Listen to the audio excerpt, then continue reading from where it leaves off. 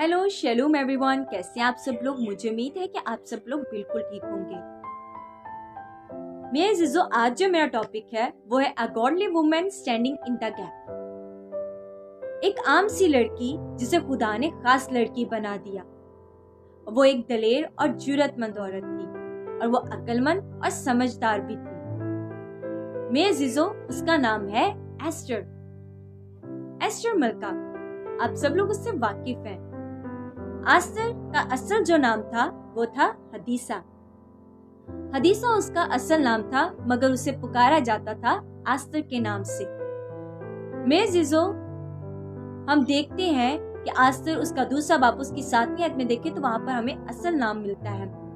और मर्दगी के चाचा की बेटी थी। उसे अपनी बेटी बनाकर उसे पाला था। और मेरे जिजो, क्या होता है कि बादशाह जब वैश्ती मलका को उसके ओहदे से हटा देता है तो सारी लड़कियों को महल में बुलाया जाता है। वहां की जितनी भी लड़कियां थी, हर एक घर में से एक एक लड़की को लिया गया और उसमें वो एस्टर भी शामिल थी।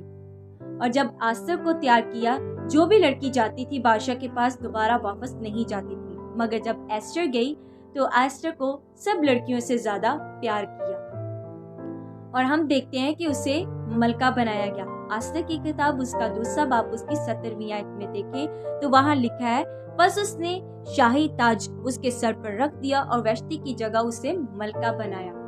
वाओ। अब हम देखते हैं कि जब वो मलका बन जाती है तो हमान जो है वो यहूदियों को हलाक करने की साजिश करता है। आस्तर की किताब उसका तीसरा बाप उसकी 9वीं आयत में देखे तो बादशाह के ज़हन को रिफ्रेश कर रहा था और बादशाह से जब वो बातचीत खत्म करता है तो बादशाह उससे अपनी अंगूठी जो उतार कर उसके हाथ में रख देता है और बादशाह उसे कहता है कि जा ये काम कर। और क्या होता है कि हमान जो है वो इस अंगूठी का, इस ओहदे का गलत इस्तेमाल करता है और हर जगह खत पहुंचा देता है यहूदियों को हलाक करने के लिए। मगर जब ये बात मर्दगी को पता चलती है तो मर्दगी जो है वो आस्तर से मदद तलब करता है। और क्या होता है कि आस्तर को ये जब बात पता चलती है तो आस्तर बड़ी अक्लमंदी के साथ यहाँ पर बात करती है कि तू भी 3 दिन का रोजा रख, मैं भी 3 दिन का रोजा रखूंगी, मेरी लोंडियां भी 3 दिन का रोजा रखेंगी। और वो रखने में खड़े होने से पहले अपने आप को तैयार करती है, 3 दिन का रोजा रखती है, दुआएं करती है अपनी कौम के लिए, अपने लोगों के लिए। और फिर जाके जब उसकी तैयारी मुकम्मल हो जाती है तो फिर वो रखने में खड़ी होती है। हम देखते हैं कि जब उसकी तैयारी मुकम्मल हो जाती है और रखने में जब खड़ी हो जाती है तो वहाँ का एक असूल था कि जो कोई बादशाह की इजाजत के बगैर जाता था या हलाक किया जाता था या कत्ल किया जाता था। और हम देखते हैं कि जब बादशाह की इजाजत के बगैर जाती है तो वहाँ पर बादशाह जो है अपनी लाठी उसके जब आगे करता है तो उस लाठी पर हाथ रखती है और बादशाह उसे कबूल कर लेता है। हम देखते हैं कि वहाँ पर बड़ी अक्लमंदी के साथ बात करती है, बादशाह और हमान को ज़ियाफत के लिए दावत देती है। उस पहली दावत में बादशाह से कहती है, बादशाह उससे कहता है कि तू जो कुछ भी मांगेगी मैं तुझे दे दूंगा और आधी सल्तनत तक मैं तुझे देने को तैयार हूँ। मगर फिर दूसरी दफा बादशाह को ज़ियाफत के लिए दावत देती है।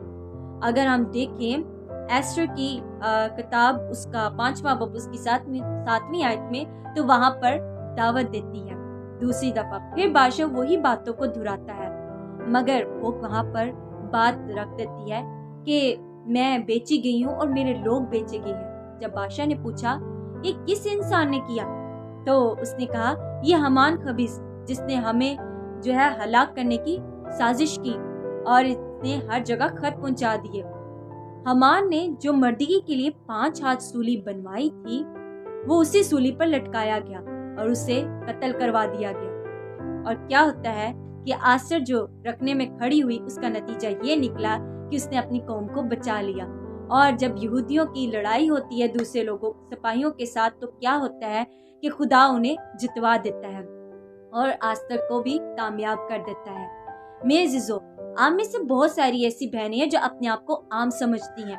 अपने आप को आम ना समझे, बल्कि आप बहुत खास हैं। اور بھائی بھی اپنے آپ کو عام نہ سمجھے، آپ بہت خاص ہیں۔ آپ کے سامنے اگر کوئی بہت سارے ایسے لوگ ہیں جو آپ کے اپنے لوگ، اپنی قوم کے لوگ اور بہت ساری قوم کے لوگ اگر مشکلات میں ہیں، پریشانی میں، مسائل میں، خاندان جو ایسے ہیں، تو ان کے لیے رکھنے میں کھڑے ہوں، ان کے لیے دعائیں کریں، روزے رکھیں۔